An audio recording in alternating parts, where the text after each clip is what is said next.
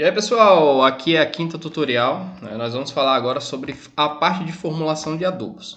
Deixando claro, ela formula com base na necessidade da cultura, tá bom? Ela não faz a recomendação nessa parte com base nos formulados. Ela formula uma adubação com base na necessidade que sua cultura tem. Então vamos apresentar a planilha para vocês aqui. Nós temos a parte de converter em hectare. Você está trabalhando, às vezes, com área que é maior que 1 hectare, né?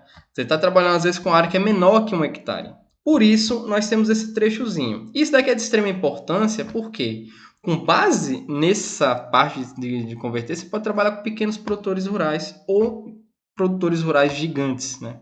Com áreas imensas. Então, aqui, por exemplo, o produtor rural está com área de 300 metros quadrados. Eu vou deixar de recomendar? Óbvio que não, né? É muito importante que você recomende para o produtor rural também. Então, você vem aqui, substitui esses valores e aí você já tem todo o número de dimensionamento de plantas com base no espaçamento entre linhas, né, o espaçamento entre plantas. Ele vai calcular a densidade de plantio, ou seja, o número de plantas por hectare, e aí ele vai dimensionar isso com base na área que você teve aqui na área de converter, tá bom? Você vai converter em hectares, aí você consegue, com base nos metros quadrados, você ter a área e ele já dimensiona para o número de plantas. Se fosse 500 aqui, né, nós teríamos aqui 0,05 hectares e aí nós teríamos um número de plantas específico. Aqui nós temos a exigência da cultura, né? Nós temos N, P2O5 e K2O. E com base nesses valores em quilogramas por hectare, você vai colocar o menor valor, né, dentre esses daqui. E aí você vai escolher um número arbitrário. Então, quem lembra aí das aulas de fertilidades do solo, a gente sabe que a gente vai fazendo essas multiplicações até a gente chegar no nível de adubo. Lembrando que a gente tem que respeitar a legislação, tá bom? Legislação é extremamente importante.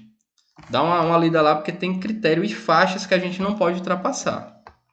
Aí você vai fazendo os seus cálculozinhos e com base nesses valores que você vai moldando, você tem aqui a exigência, né, que é essa daqui. Você tem a relação de nutrientes. Com base nesse número menor aqui, ele faz a divisão para você. E aí, com base nos fator arbitrário, ele já multiplica e já lhe traz a formulação. Olha que legal. E aí nós temos a recomendação, que seria, com base nessa formulação aqui, você já teria a dose desse formulado que atende a essas exigências. Então, nesse caso aqui, 250 kg por hectare dessa formulação já atenderia às necessidades para esse produtor rural com essa cultura. Bem bacana, não é isso?